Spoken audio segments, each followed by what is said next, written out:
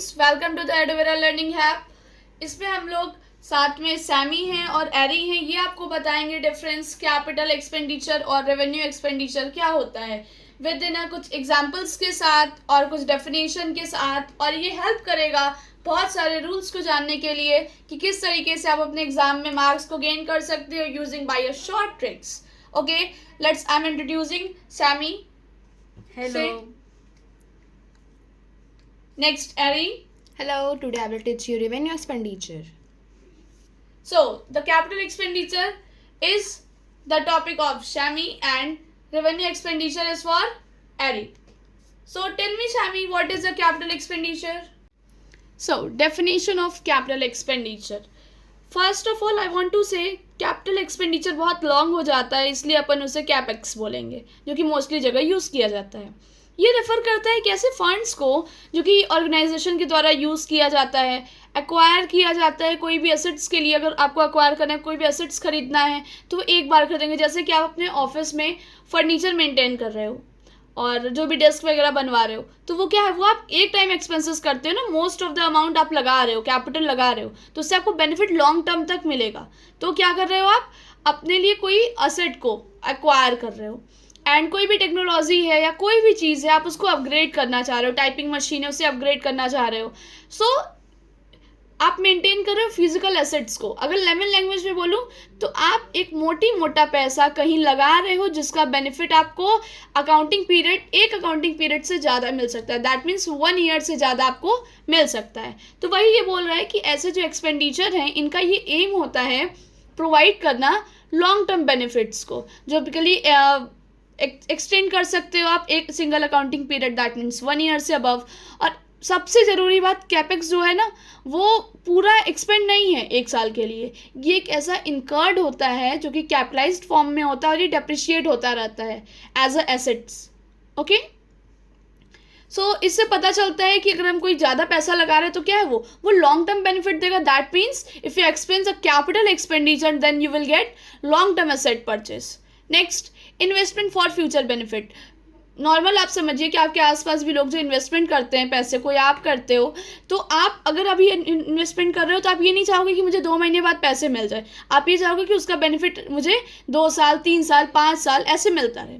So next, depreciation भी एक इस तरह परफॉर्म करता है कि कोई भी असेट का यूजफुल लाइफ है, उस पर डेप्रिशिएट लग रहा है, तो वो क्या है, आप पहले पैसा लगाए, मशीन खरीदा, प्लांट या मशीनरी आपने खरीदा, फिर उसका ईयर टू ईयर उसकी वैल्यू घटती जा रही है, बट आपने जो पैसा एक्सपेंड किया था वो क्या था, वो एक तरह से कैपिटल एक्सपेंडिचर था। और उस पर जो 1 ईयर का डेप्रिशिएशन लग रहा है वो भी कैपिटल एक्सपेंडिचर के अंदर में। अगर ये नहीं कि 3 महीने 4 महीने पैसे लग रहा है, ऐसा कुछ नहीं है। Now the terms of Ari. Now the turn of Ari. Definition of revenue expenditure. Short term operational cost. Expenses incurred होते हैं daily operations के लिए. Expenses for current benefit. ऐसे expenditures जो कि current income को maintain करता है. Non depreciation. Fully expensed in period incurred, मतलब कि पूरे 1 साल के लिए रेवेन्यू एक्सपेंडिचर इंकर्ड होता है। मतलब कोई भी डेप्रिशिएशन नहीं लगता है, इसका ये मतलब नहीं है आपने उस जितने भी पीरियड के लिए आपने खरीदा है वो आपने फुल्ली पेड कर दिया है, एक बार में ही आपने सारा पेमेंट कर दिया। इस पर डेप्रिशिएशन का कोई इशू नहीं होता, क्योंकि शॉर्ट टर्म के लिए होता है। शॉर्ट टर्म में क्या ही डेप्रिशिएशन लगेगा। नेक्स्ट, की difference between capex and revex. Capex और रेवेक्स में क्या डिफरेंस होता है? फर्स्ट ऑफ ऑल, पर्पस का होता है। कैपेक्स एम करता है कि कोई भी आप असेट है आप उसको इम्प्रूव करो या एक्सपेंड करो लॉन्ग टर्म के लिए, जबकि रेवेक्स क्या होता है, ये फोकस करता है कि चलो अभी मेंटेन कर देते हैं, चलो इसके ऑपरेशंस जो हैं, जो करंट रेवेन्यू हैं, ये सब पे अभी उतना नहीं वर्क करना होता है, इसलिए टेम्परेरी आपने वर्क कर दिया 1 ईयर के अंदर के लिए। नेक्स्ट, अब इसके लिए अकाउंटिंग ट्रीटमेंट क्या दिया जाता है? नॉर्मल सी बात है, कैपेक्स है तो इसको कैपिटलाइज्ड करेंगे तो इस पर डेप्रिशिएशन तो होगा ही, और जबकि रेवेक्स क्या होता है, ये तुरंत एक्सपेंस किया जाता है तो इस पर कोई भी डेप्रिशिएशन नहीं होता है। हाँ, इसका इम्पैक्ट पड़ता है डिफरेंट तरीके से फाइनेंशियल स्टेटमेंट पर। जैसे कैपेक्स जो होता है वो अफेक्ट करता है बैलेंस शीट को, कि आपने असेट्स को इंक्रीज कर दिया, जबकि रिविक्स जो होता है वो इम्पैक्ट डालता है इनकम स्टेटमेंट्स को डायरेक्टली, या तो वो प्रॉफिट को घटा देता है या इस तरह का रहता है। Rules of capital expenditure. First rule होता है मटेरियलिटी का। क्या होता है कि केवल जो सिग्निफिकेंट परचेज होता है वही क्लासिफाई किया जाता है कैपेक्स के फॉर्म में। कुछ ऑर्गेनाइजेशन के जो कुछ वर्क्स होते हैं, कुछ भी उनके एक्सपेंसेस होते हैं जिन्हें लॉन्ग टर्म चलना है, जिसका कोई अच्छा बेनिफिट है, कहते हैं कि गुड रिटर्न है, तो इसलिए उसको कह सकते हैं कि कैपिटल एक्सपेंडिचर है। अब ना ये कुछ इन्हांसमेंट भी करता है असेट वैल्यू में, कि जो एक्सपेंडिचर है हम खर्च तो ज़रूर करते हैं, लेकिन क्यों खर्च करते हैं? क्योंकि वो हमारे एसेट की क्वालिटी को और उसकी जो वैल्यू है उसको और एक्सटेंड कर ले जाता है। That's why it qualify as a capex. Capitalization criteria, that means कि क्यों हम इसे कैपिटलाइजेशन में रखते हैं। ये जो कॉस्ट रिलेटेड एक्विजिशन होता है ये इम्प्रूव करता है और इंस्टॉलेशंस में भी हेल्प करता है कैपिटलाइज करने की, किसी भी एसेट के, किसी भी कॉस्ट के।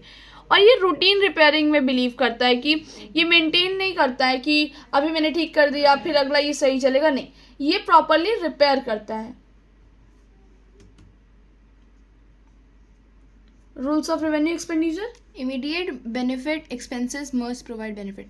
जो एक्सपेंसेस होता है वो तुरंत ही बेनिफिट्स प्रोवाइड करता है, और कंज्यूमर को तुरंत ही अकाउंटिंग पीरियड में 1 साल के अंदर ही आपको जो भी सामान आप परचेज करेंगे तुरंत ही आपको उसका बेनिफिट मिल जाएगा। Routine expenses. Revex includes cost similar to repair and maintenance that do not improve assets value. ये इंक्लूड करता है कॉस्ट को सिमिलर्स के लिए, ताकि वो रिपेयर कर सके और मेंटेन कर सके जितने भी एक्सपेंसेस डैमेज्ड है। राइट, ये असेट वैल्यू को इम्प्रूव करने पे नहीं बिलीव करता, ये सोचता है चलो मेंटेन करके वर्क को कंटिन्यू रखते हैं। Matching principle, such expenditure must match with revenue, they help to generate with the same period for accurate financial reporting. ऐसे जो एक्सपेंडिचर्स होते हैं वो मैचेस पे ज़्यादा वो नहीं करते हैं, वो लोग हेल्प करते हैं जनरेट करने के लिए सेम पीरियड्स को। जैसे 1 ईयर की जो पीरियड होता है वही उसी सारे पीरियड्स को वो लोग हेल्प करते हैं आगे बढ़ाने के, जनरेट करने के लिए, और फाइनेंशियल रिपोर्ट एक्यूरेट करते हैं फाइनेंशियल रिपोर्टिंग्स को। Now understanding expenditure a key to financial management. That means अगर आप एक्सपेंडिचर को प्रॉपरली समझ रहे हो तो आप फाइनेंशियल मैनेजमेंट में आपका वेलकम है, आप की पॉइंट्स को जान रहे हो। इस तरीके से अगर आप समझ रहे हो कैपिटल एक्सपेंडिचर और रेवेन्यू एक्सपेंडिचर के डिफरेंसेस को प्रॉपरली, तो एक ये फंडामेंटल है जो कि इफेक्ट करता है फाइनेंशियल मैनेजमेंट को बहुत deeply.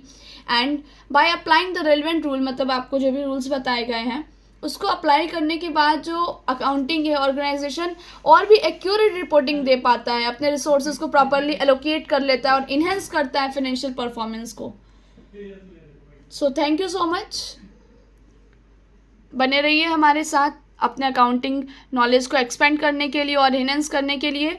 Just we will try to make a good quality of videos for you that will help you in your future and in exams. And अगर कोई भी आपको डाउट हो या कोई भी कन्फ्यूज़न हो, किसी भी तरह की चीज़ें पूछनी हो या कोई नेक्स्ट टॉपिक पे आपको वीडियो चाहिए, आप उसके लिए मुझे कमेंट करिए। मैं कोशिश करूँगी कि मैं आपकी रिक्वायरमेंट्स को फुलफ़िल कर सकूँ। And thank you so much. Comment करके ज़रूर बताएं कि आपको वीडियो कैसा लगा, and follow that where I have for expand your knowledge.